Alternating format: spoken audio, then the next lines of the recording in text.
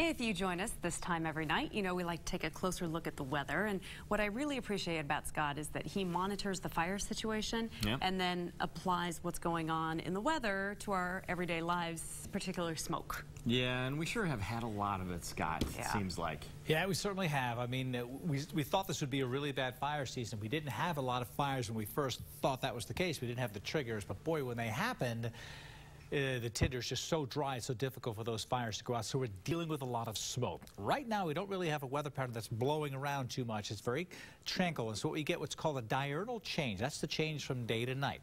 During the day, the sun heats the ground. The ground is warmed up. That warm air rises, and so air will tend to go uphill. So a hilltop can heat up, and then the breeze will tend to go uphill during the day. And at night, cool air, which is heavier than warm air, will start to overtake as the sun goes down. The air cools, and it starts to drain down into the mountains.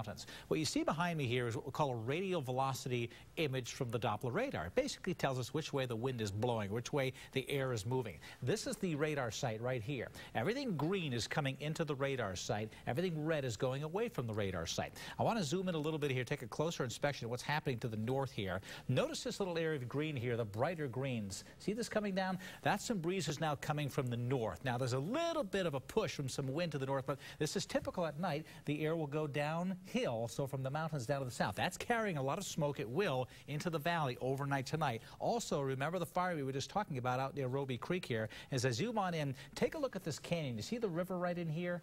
This right here is the river canyon. See this green showing up? That's going right into the radar site. So you can see the wind is blowing in this general direction here. There's a light drift coming into the radar here, coming out of the radar site here, but it is draining in from all the mountains, and that's what happens overnight. And that's why when you wake up in the morning, that smoke settles on in and inversion forms and caps it until the afternoon, where the wind shifts a little bit and it allows actually the air to vent on out. So this is what we've been dealing with, and because we don't have a real strong front coming in, we're going to deal with this a few nights now, and it's going to get smoky again.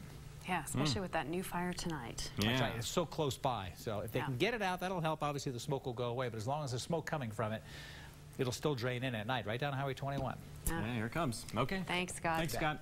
Well, Apple's high